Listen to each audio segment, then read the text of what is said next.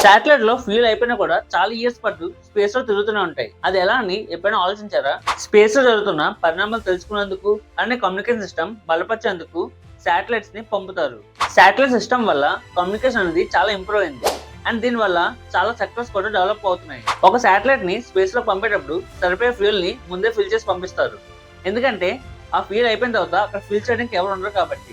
Satellite లో fuel అయిపోయినా కూడా చాలా ఇయర్స్ పాటు స్పేస్ లో తిరుగుతూనే ఉంటాయి.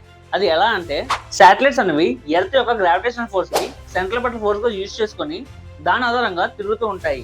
అలానే స్పేస్ లో గాలి ఉండదు కాబట్టి గాలికి వ్యతిరేకంగా పనిచేయవలసిన అవసరం లేదు కాబట్టి ఎక్స్ట్రా పవర్ గానీ ఎక్స్ట్రా ఫ్యూయల్ గానీ కన్జప్షన్ చేసుకోదు.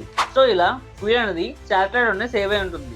అలానే శాటిలైట్స్ కి సోలార్ ప్యానల్స్ ఉంటాయి. ఈ సోలార్ ప్యానల్స్ ద్వారా సన్ నుండి వచ్చే ఎనర్జీని తీసుకొని ఈ శాటిలైట్స్ అనేవి వర్క్ అవుతాయి. ఇలాంటి మరెన్నో ఇన్ఫర్మేటివ్ కంటెంట్ తెలుసుకోవాలనుకుంటే మా ఛానల్ అయితే సబ్స్క్రైబ్ చేసుకోండి.